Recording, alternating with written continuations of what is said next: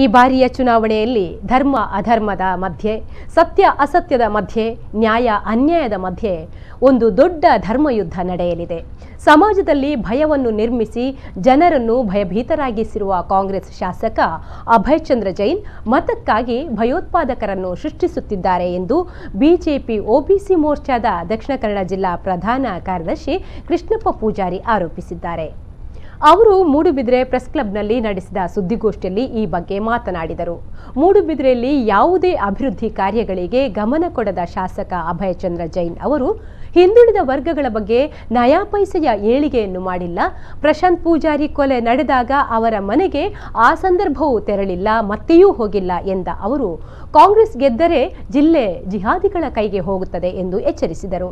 ಕಾಂಗ್ರೆಸ್ ಅನ್ನು ಜಿಲ್ಲೆ ರಾಜ್ಯದಿಂದ ಕಿತ್ತೊಗೆದು ಭಯಮುಕ್ತ ಸಮಾಜವನ್ನು ನಿರ್ಮಾಣ ಮಾಡುವ ನಿಟ್ಟಿನಲ್ಲಿ ಮತ್ತು ಧರ್ಮವೇ ಗೆಲ್ಲಬೇಕೆಂಬ ನಿಟ್ಟಿನಲ್ಲಿ ಹೋರಾಟ ನಡೆಸುತ್ತಿದ್ದೇವೆ ಎಂದು ಹೇಳಿದರು. ಇದಕ್ಕೆ ಅವಕಾಶ ಕೊಟ್ಟವರು ಅಭಯ್ ಚಂದ್ರ ಜೈನ್ ನೇರ ಆರೋಪ ಮಾಡ್ತಾ ಇದ್ದೇವೆ.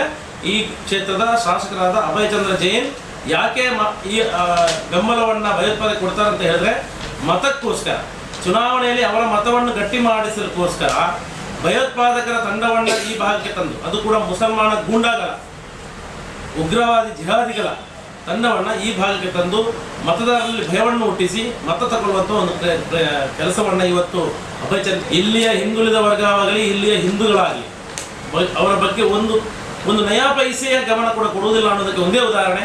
ಬಡಪಾಯಿ ಪ್ರಶಾಂತ್ ಪೂಜಾರಿ ಸತ್ತಾಗ ಅದರ ನಂತರ ಇಷ್ಟು ವರ್ಷದಲ್ಲಿ ಕೂಡ ಒಂದು ದಿನವಾದರೆ ಆ ಮನೆಗೆ ಹೋಗಿ ಸಾಂತ್ವನ ಹೇಳುವಂತಹ ಒಂದು ಕೆಲಸವನ್ನು ಅಭಯ್ ಚಂದ್ರ ಜೈನ್ ಮಾಡಲಿಲ್ಲ.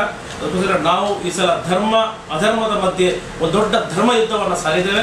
ಈ ಧರ್ಮ ಯುದ್ಧ ಅಂತ ನಾವು ಭಾಜಪದವರು ಇವತ್ತು ತಗೊಂಡಿದ್ದೇವೆ. ಧರ್ಮ ಗೆಲ್ಲಲೇಬೇಕು ಮೂಡುಬಿದಿರೆಯಲ್ಲಿ, ಈ ಜಿಲ್ಲೆಯಲ್ಲಿ, ಈ ರಾಜ್ಯದಲ್ಲಿ. ಅದಕ್ಕೋಸ್ಕರ ಹೋರಾಟ ಧರ್ಮ ಮತ್ತು ಅಧರ್ಮದ ಮಧ್ಯೆ ಅಂತ ತಗೊಂಡಿದ್ದೇವೆ. ಧರ್ಮದ ಪರವಾಗಿ ಇರುವಂತಹ ಭಾರತೀಯ ಜನತಾ ಪಾರ್ಟಿಯನ್ನು ಜನರು ಗೆಲ್ಲಿಸಬೇಕು. ಮೂಡುಬಿದಿರೆ ಮಂಡಲದ ಪ್ರಧಾನ ಕಾರ್ಯದರ್ಶಿ ಉಮೇಶ್ ಜಿ ಮೂಡುಶೆಡ್ಡೆ, ಜಿಲ್ಲಾ ಉಪಾಧ್ಯಕ್ಷ ಸಂದೇಶ್ ಪೂಜಾರಿ, ಮಂಡಲ ಕಾರ್ಯದರ್ಶಿ ರಾಜೇಶ್ ಅಮೀನ್, ಉಪಾಧ್ಯಕ್ಷ ಕಿಶೋರ್ ದೇವಾಡಿಗ, ಜಗದೀಶ್ ಕೋಟ್ಯಾನ್, ವಿಜಯ್ ಕೋಟ್ಯಾನ್ ಮಾಧ್ಯಮಗೋಷ್ಠಿಯಲ್ಲಿ ಉಪಸ್ಥಿತರಿದ್ದರು.